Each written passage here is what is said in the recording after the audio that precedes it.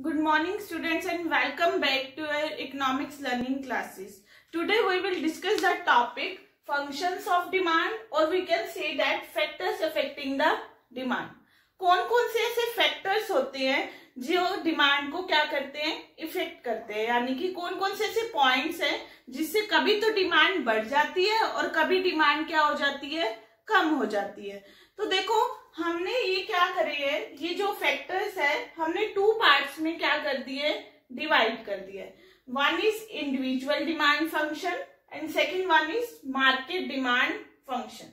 अब आप ये सोच रहे होंगे ये क्या है, PX, PR, Y, T, E, ये फैक्टर्स है जो डिमांड को क्या करते हैं, अफेक्ट करते हैं। ये उनकी फुल फॉर्म है, ये शॉर्ट फॉर्म में हमने लिखा है।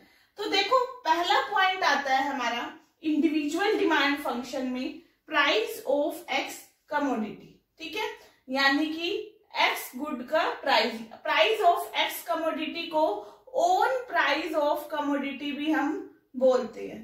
तो इसका हमने शॉर्ट फॉर्म लिख दी PX, ठीक है। F से क्या हो गया फंक्शन, DX से क्या हो गया demand. Demand equal to function, पहला फंक्शन हमारा क्या आ जाता है, प्राइसेस ऑफ एक्स कमोडिटी, जिसकी शॉर्ट फॉर्म है PX। देखो prices of X commodity demand को किस तरह इफेक्ट करती है। देखो आपको मैंने कल भी बताया था, अगर प्राइस बढ़ जाते हैं तो डिमांड क्या हो जाती है, कम हो जाती है। अदर थिंग्स तो क्या रहेंगी, कांस्टेंट। आपकी इनकम है, आपकी जो भी एक्सपेक्टेशन है फ्यूचर की, ठीक है, उसको तो हम कांस्टेंट रखेंगे, उसमें कुछ भी चेंज नहीं हो रहा। सिर्फ प्राइस और डिमांड का रिलेशनशिप देखेंगे। अगर प्राइस बढ़ रही है तो डिमांड क्या हो जाती है, कम हो जाती है। प्राइस कम हो जाती है तो डिमांड क्या हो जाती है, बढ़ जाती है। यानी कि दोनों के बीच में कैसा रिलेशनशिप है, इनवर्स और नेगेटिव रिलेशनशिप है। सेकेंड पॉइंट आता है हमारा price of related goods, which is the most important point. देखो प्राइस ऑफ रिलेटेड गुड्स की हमने शॉर्ट फॉर्म लिख दी है PR। देखो रिलेटेड गुड्स हमारे दो तरह के होते हैं, एक होते हैं सब्स्टिट्यूट गुड्स और दूसरे होते हैं हमारे कॉम्प्लीमेंट्री गुड्स। देखो सब्स्टिट्यूट गुड्स वो गुड्स होते हैं जो एक दूसरे के क्या होते हैं, सब्स्टिट्यूट होते हैं।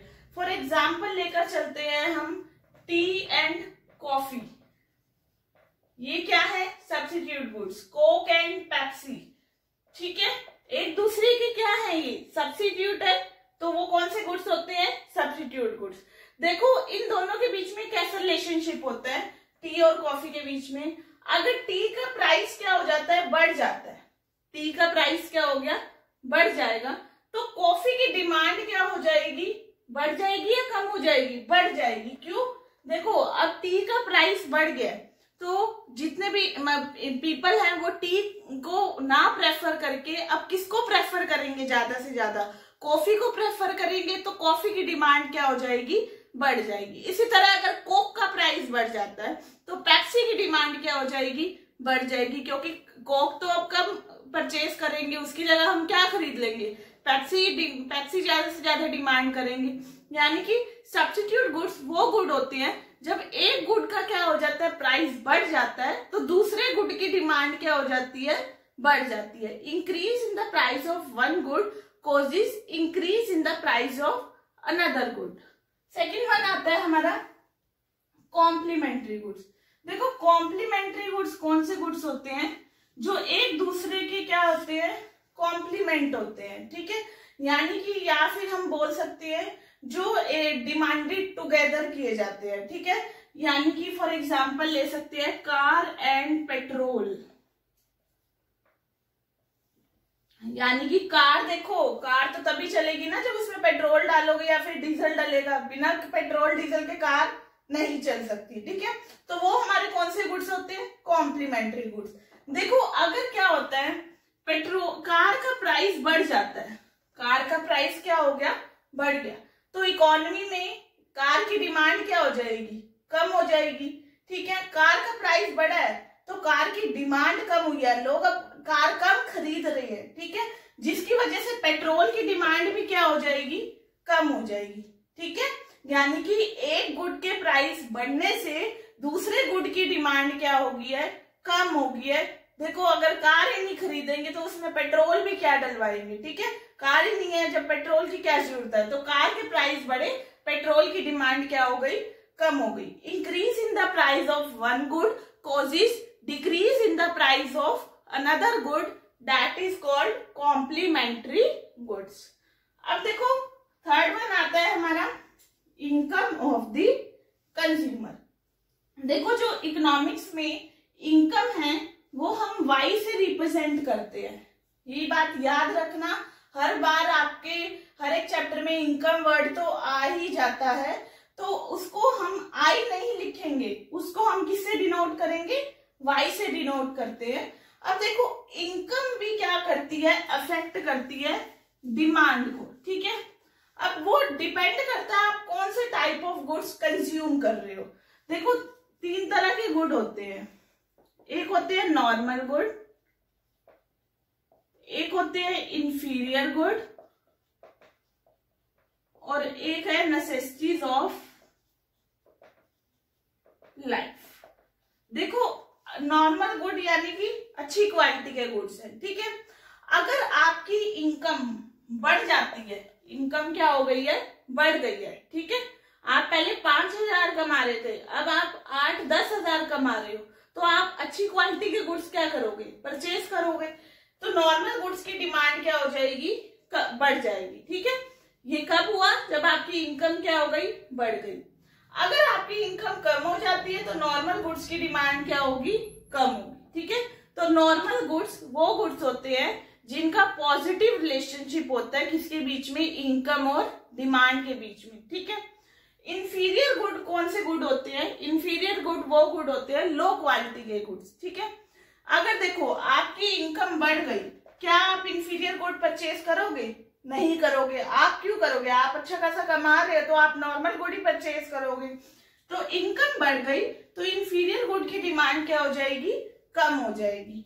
इसी तरह आपकी अगर इनकम कम हो जाती है तो इंफीरियर गुड की डिमांड क्या हो जाती है, बढ़ जाती है, ठीक है। नेक्स्ट आता है नेसेसिटीज ऑफ लाइफ।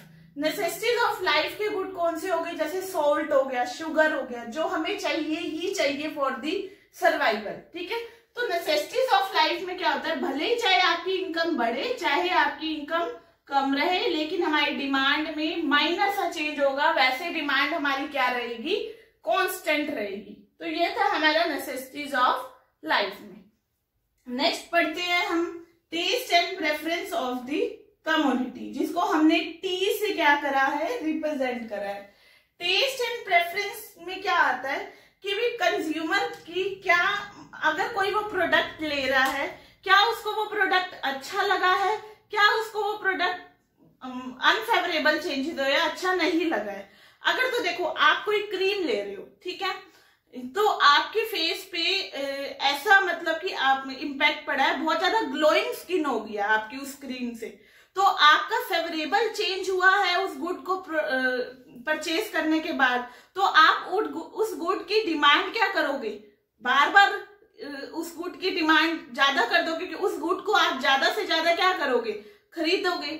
अगर आपने कोई क्रीम ली है, उसका बहुत ही गंदा इम्पैक्ट, नेगेटिव इम्पैक्ट पड़ा है आपके फेस पे, ठीक है, आपका फेस बहुत ही डल हो चुका है, पिंपल्स हो चुके हैं, क्या आप उस क्रीम को परचेज करोगे, नहीं करोगे। यानी कि उस क्रीम का क्या हो गया, अनफेवरेबल चेंज हो गया आपके लिए, तो उसकी डिमांड क्या हो जाएगी, कम हो जाएगी। अगर तो कोई गुड है, अगर फेवरेबल चेंजेस है तो डिमांड बढ़ जाती है, अगर अनफेवरेबल चेंजेस है तो डिमांड क्या हो जाती है, कम हो जाती है।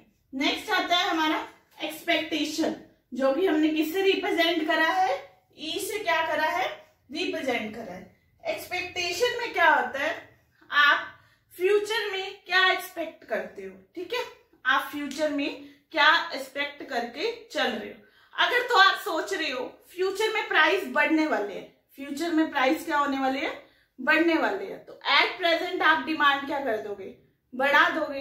अभी पीछे हुआ था कि भी अनियन है, उसके प्राइस क्या होने वाले हैं, आने वाले टाइम में 200 रुपए की 200 रुपीज केजी होने वाले हैं। तो एट प्रेजेंट लोगों ने क्या कर लिया था, इकट्ठे कर लिया था, यहाँ ओनियन पहले से ही परचेज कर लिया इतना सारा। यानी कि अगर हम फ्यूचर में सोचते हैं प्राइस कम होने वाले हैं, तो एट प्रेजेंट हम उसकी डिमांड भी क्या कर देंगे, कम कर देंगे। तो ये थे हमारे इंडिविजुअल डिमांड फंक्शन। नेक्स्ट आते हैं हमारे मार्केट डिमांड फंक्शन। देखो मार्केट डिमांड फंक्शन में आपके ये सभी फंक्शंस क्या होंगे, इंक्लूड होंगे। ठीक है, अगर आपके आ जाते हैं पेपर में मार्केट डिमांड फंक्शन बताओ, तो आपने ये 5 तो बताने ही बताने हैं, उसके साथ 2 अनदर और फंक्शन है। देखो पहला फंक्शन है नंबर ऑफ बायर्स। ठीक है, नंबर ऑफ बायर्स को हमने क्या करा है, एन से रिप्रेजेंट करा है। देखो जितने ज्यादा नंबर ऑफ बायर्स होंगे, जितने ज्यादा पॉपुलेशन का साइज होगा, तो उतनी क्या होगी डिमांड भी क्या हो जाएगी, बढ़ जाएगी। अगर चिल्ड्रन की पॉपुलेशन ज्यादा से ज्यादा हो रही है तो ऑब्वियस सी बात है क्या होगा, जो मेडिसिन है, जो चिल्ड्रन के प्रोडक्ट्स हैं, हिमालय किट है बेबीज की, तो उनकी डिमांड क्या हो जाएगी, बढ़ जाएगी। ठीक है, नेक्स्ट आता है हमारा डिस्ट्रीब्यूशन ऑफ इनकम, जिसको हमने डी वाई से क्या करा है, रिप्रेजेंट करा है।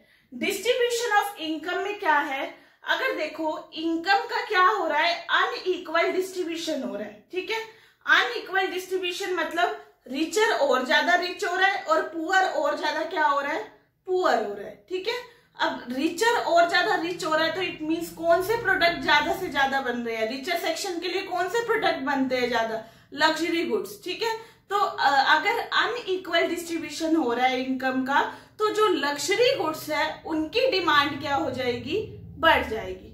तो ये था हमारा आज का topic, functions of demand. I hope आपको ये टॉपिक अच्छे से क्लियर हो गया होगा। इसको बार बार व्यू करना है आपने, ये बहुत ही इंटरेस्टिंग टॉपिक है। अगर आपको मेरी वीडियो अच्छी लगी है तो इसको लाइक जरूर करना और मेरे चैनल को सब्सक्राइब जरूर करना। Okay, thank you everyone.